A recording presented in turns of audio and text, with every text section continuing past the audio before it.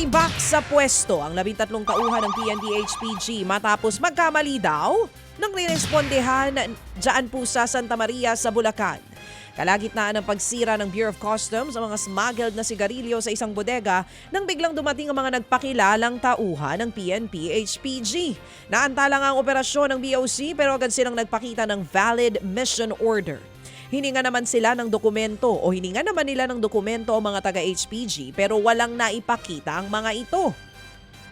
Dumating po ang operations head ng HPG kalauna na doon na lamang nagkamali pala sila ng sinalakay na lugar. Sa katabing warehouse daw pala dapat ang isasagawa nilang buy-bust operation.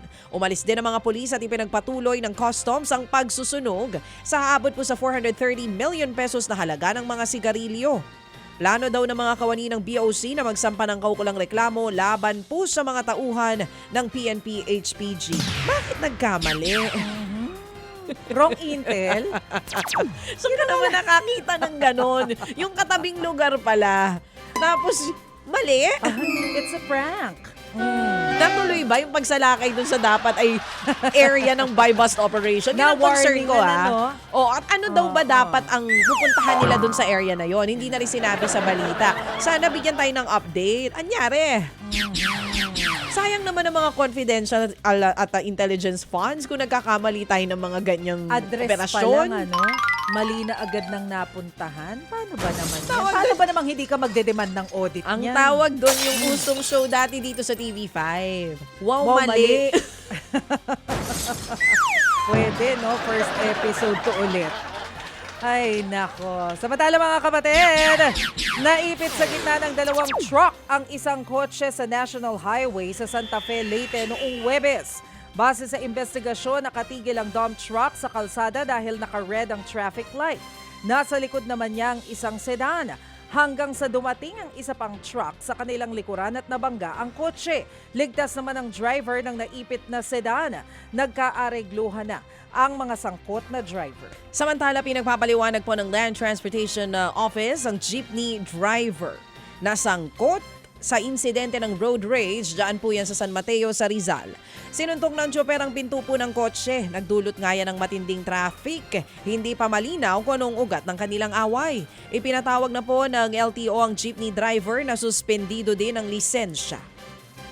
Naputulan ng kamay ang isang pulis matapos rumesponde sa lalaking nag-aamok sa Camarines Sur. Armado ng bolo ang suspect nang dumating ang mga pulis. Sinubukan siyang kausapin pero bigla umanong umatake. Doon na naputulan ng kamay si Police Staff Sergeant Noli Miranya.